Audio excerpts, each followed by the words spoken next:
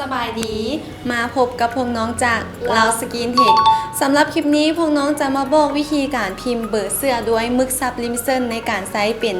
ผ้ากาวผ้าขาวแบบนี้เลยเนาะเหมาะสำหรับลูกค้าท่านใดที่อยากเฮ็ดเบอร์เสื้อเป็นรูปลวดลายแบบนี้เลยซึ่งนอกจากนี้แล้วลูกค้ายังสามารถพิมพ์รูปถ่ายรูปการ์ตูนหรือเป็นรูปลวดลายต่างๆก็ได้เช่นกันและในมื้อนี้เราจะมาพิมพ์เป็นมึกซับที่เฮ็ดเป็นชื่อแบบนี้เนาะและจะมาใช้เป็นเบอร์เสื้อที่เราเฮ็ดจากผ้าขาวผ้ากาวแบบนี้ซึ่งขั้นตอนการพิมพ์จะเป็นเอาใดนั้นเราไปติดตามเบิ่งพร้อมๆกันเลยสำหรับเครื่องรีดเนาะเราจะใช้เป็นเครื่องรีดไฟอินวันเครื่องนี้เลยก่อนอื่นเนาะเราเปิดเครื่องขั้นตอนทำอิฐเนาะเดี๋ยวเราจะมารีดเป็นมึกซับลิมิชันก่อนเนาะ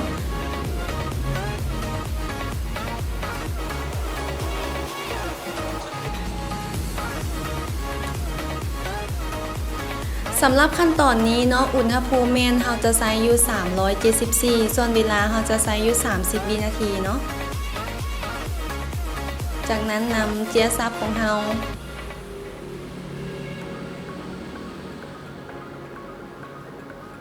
ลงไปในเสื้อเลยตอนนี้เนาะอุณหภูมิเราได้ร้อนตามที่เราตั้งไว้แล้วเดี๋ยวเราจะรีดได้เลย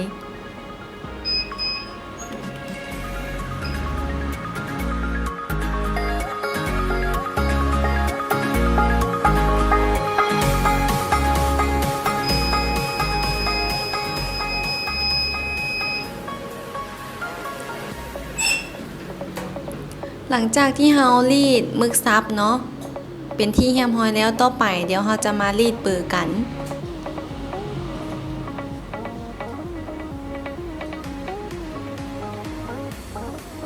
สำหรับรีดเบอร์เนาะอุณหภูมิเราจะปรับลงมาเนาะ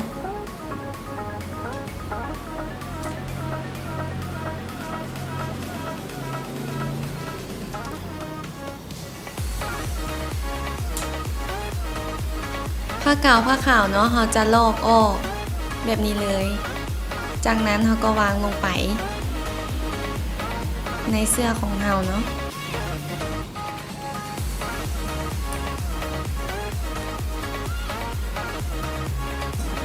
หลังจากที่เราเอาเบอร์ลงไปในเสื้อแล้วเนาะก็รีดได้เลย